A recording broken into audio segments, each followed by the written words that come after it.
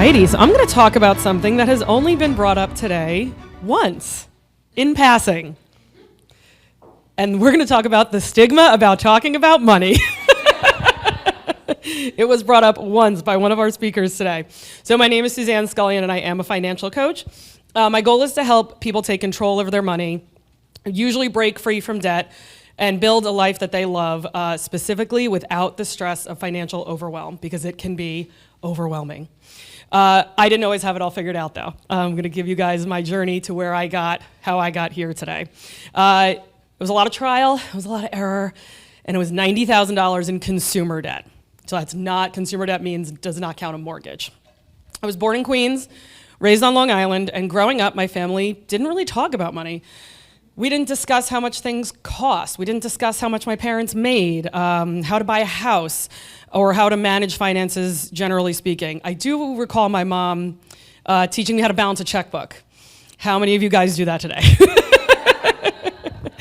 The only message my siblings and I got was save money, but there was no context.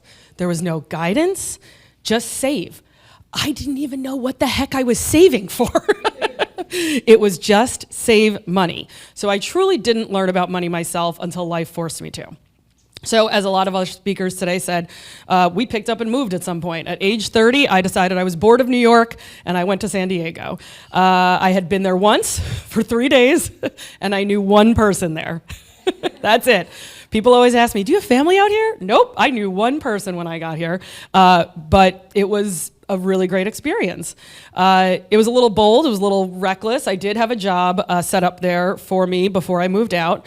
But when I got there, I realized I was drowning in $90,000 of debt. The move itself cost almost 10 grand, and it went on a credit card. Yeah. The rest of that 90,000, this is a little bit backwards from what we see today. A lot of it, if somebody walked up to me and said, I have $90,000 in debt, I would go, oh, 80,000 in student loans? Nope. Back then, it was only 25 of it was student loans. The rest was all credit cards. And we don't have 33% interest rates back then, but we still had 28% interest rates back then. So I was paying 22.99, 28.99% on $60,000 in credit card debt. I had no idea how I got there, because you can wander into debt, but you cannot wander out of it. I did not stay stuck. Over the next 3.5 years, I paid off every single penny. I was single, thank you. Single, not married, it was all my own income. The first $45,000 was paid off with sheer determination. I am not kidding you. I committed to a budget, and I purchased an app that was $80 a year, and I paid off 45 grand just from doing that. Now, the second half, anybody ever tried to lose 20 pounds? And those first 10, you stop drinking soda, and that falls right off. You're like, oh, I should have just stopped drinking soda 4 years ago. I should have just stopped eating cookies 4 years ago. And then you get to the second 10 pounds, and you're like, why is this second 10 pounds not moving? It's frustrating. It's that stubborn weight that you can't, it's that plateau that we talk about, right? And so I hit a wall with that second 45,000. I plateaued. That's when I hired a financial coach. And that's how I ended up where I am today. With my coach's guidance, I tackled that second $45,000, and I crossed the finish line becoming debt-free.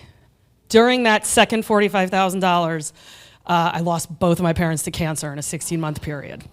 And so the cost of going back and forth from California to New York, it blows my mind, because I know I didn't just pay off $45,000. I paid off $45,000 plus incurring all of those expenses, plus my mother's funeral, plus all of these things, and it just absolutely blows my mind that if I had kept a better accounting of it, how much did I really have coming in and out during that time?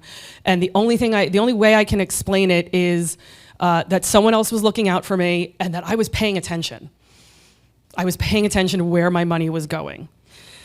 Looking back, I know why I ended up in that mess, because of this stigma around money. We don't talk about it. And as women, we specifically don't talk about it. We're not encouraged to ask questions. It gets poo-pooed if somebody brings it up in conversation. Growing up, we that silence really led me to stumble. That silence around money, around the conversation of money. And I know I'm not alone. Especially when I coach single women, they've been trying to figure it out the hard way all this time.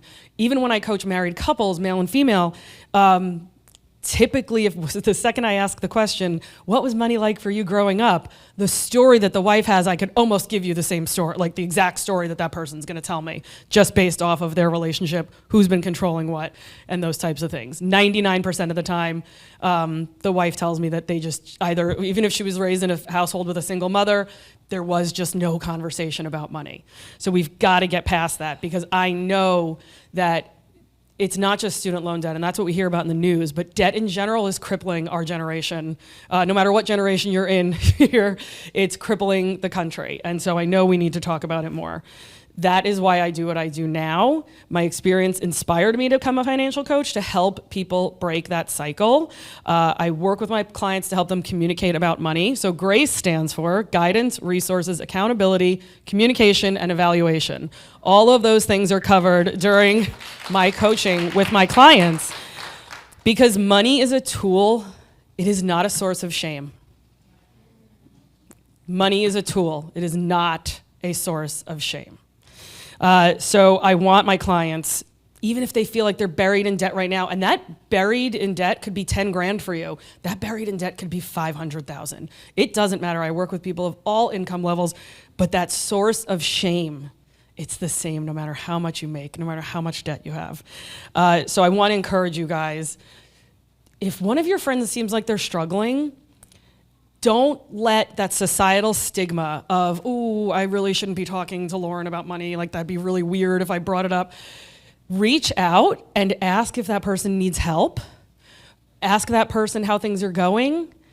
Even if you don't have the resources for them, encourage them in their journey, and don't let this be a sticking point for us, especially as women these days. We need to encourage ourselves in all of the topics we've talked about today, but this one is especially near and dear to my heart. So sometimes you just need a little nudge from somebody else. Thank you.